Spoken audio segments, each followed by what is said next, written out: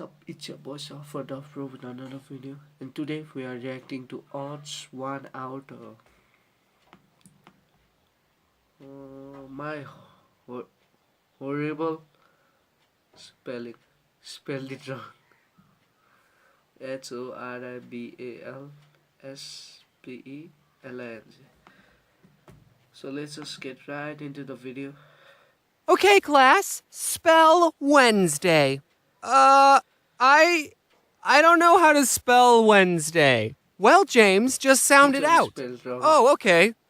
So, like this? No, James, it's Wednesday.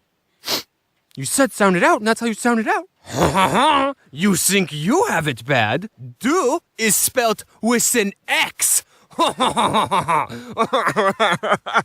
think it comes to no surprise that I'm terrible at spelling. I feel like everyone in life falls into two categories. Either you're good at math and bad at reading, or you're weird. And if you've seen my other videos, you know that I'm a math boy. My mom told me that I have dyslexia because she has dyslexia and I have all the symptoms, but we never got that diagnosed by a doctor, so you can't make me take my meds, Mom. A lot of times what I do to cover up the fact that I spell lower than a first grade level is I will purposely misspell words to the point where it's obviously a joke. You thought I was doing that to be funny, but it's actually because I have zero self-confidence in my spelling and I don't want anyone to point out my mistakes. I mentioned this in a different video, but in elementary school, I was put into an honors program and everyone had to take spelling tests a grade ahead of their level. And by everyone, I mean everyone except me, because I failed every single spelling test. So I had to take spelling tests that were on level. Ew. Every week when we took a spelling test, I would have to move to the back of the classroom and the teacher would stand right next to me. She'd call out everyone else's word, which had like 8 syllables, like anti-disestablishmentarianism, and then she'd turn to me and give me my on-level word. James, your word is cat. Also, one year our class did a spelling bee and everyone had to participate, and like, I didn't even care that I was the first one out. Hey, that's almost my name. Another thing that I mentioned in a pretty old video is that I used to have a speech impediment when I was little. I couldn't pronounce my O's and I talked like this. I'm good now. Obviously. So every other day during school, I had to go to a speech therapy class, and one day the teacher who taught me how to pronounce my O's, I'll call her Mrs. Kool-Aid, gave me this sheet of paper with a bunch of raindrops on it, and she said, for every raindrop on this page, say the word raindrop. But then she just left the room and I said, well, I'm not gonna do this. I didn't say raindrop a single time, cause like no one was even there. No one would have seen me not saying raindrop. So why would I do something that I didn't wanna do? But then the funny part is when she came back, she asked, are you finished saying your raindrops? No. Well, how many did you say? I didn't say any. You stupid child. I told her the truth for some reason. I don't know why. It was probably the easiest lie in my life to get away with, but that's why I remember this story. I'm still mad at myself for telling the truth. And I had to say raindrop a bunch of times in front of her, and she would only go to the next raindrop until I said it right, and it was terrible. Really hurt my feelings. Since I was struggling with reading and spelling, I had to get an IEP. An incredible, excellent personality, which meant I had to go to a special class for a little bit during school. And the teacher who taught this class was none other than Mrs. Kool-Aid. Oh yeah. I don't know why I said it like that. I don't remember anyone ever telling me I was put into a special needs class. I just remember going into speech therapy every other day, and then those classes slowly morphed into teaching me how to read and spell. I don't know, I thought reading this book would have helped me talk better. 2 other kids were in the reading class with me, and I remember the day when reading for me just clicked. Us 3 were given a simple sentence to read. It was about bees. It was so simple. It was literally just, to defend their hive from wasps, bees don't sting the wasp. Instead, they all crowd around the wasp and flap their wings to raise their body temperature, heating up the wasp until it dies. And then Mrs. Kool-Aid... I'm bad at pronunciation, as you know. Like, when I try to talk, like, my mouth never talks the way I want to pronounce it. Sometimes it's like so uneasy to understand what I'm talking because of my lips. It asked us, okay, how do bees defend against wasps? And the other 2 kids said, they sting them. And I said, what? No, you morons! Didn't you read this? The words in this paper have meaning when placed in a certain order to convey information. Also, I never want to get hugged by a bee. So I was in these classes all the way until the 6th grade. I was getting better at reading. I still wasn't great, but I was getting better at it. And one day, Mrs. Kool-Aid said, "You know, James, you should try competing in the Battle of the Books." Battle of the Books?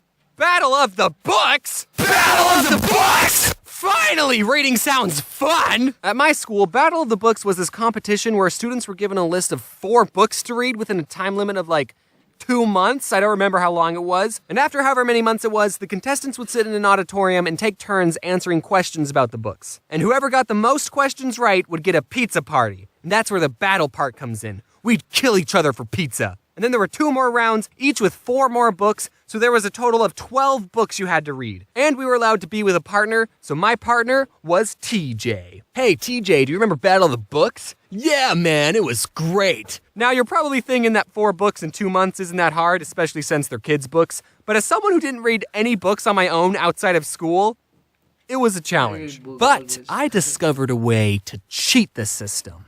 I discovered something called audiobooks. Instead of having to sit still and read the book, I could just have someone read the book to me. And I would get through the book so much faster. I'd be able to read a book in about 8 hours as opposed to reading a book never, because I would never be able to finish a book on my own. And I was actually able to understand what was going on. I legitimately thought that listening to audiobooks was cheating because of how well it worked. So I never told anyone my secret. Until just now.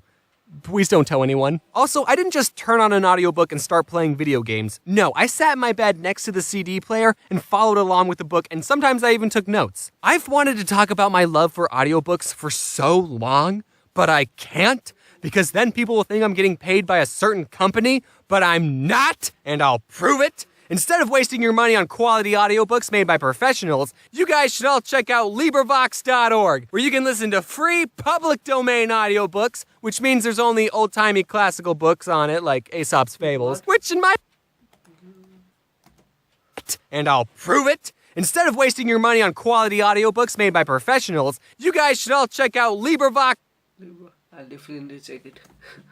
Org, where you can listen to free public domain audiobooks, which means there's only old-timey classical books on it, like Aesop's Fables, which in my opinion is all you need. Anyway, TJ and I did the Battle of the Books, and for one of the rounds, TJ was sick, so I had to answer the questions all by myself, and I never forgave him for that. And also the whole time I was keeping track of everyone's points, and me and TJ got the most questions right. My math skills are finally being useful. I was already craving the pizza. After the last round, the teacher said, "Okay, I'll tally up all the points and let you all know who the winner is in a couple of weeks." But since I was keeping track of everyone's score, I already knew we won. I turned to TJ and I said, "TJ, guess what? We already..." Oh, this is the round that you were sick on.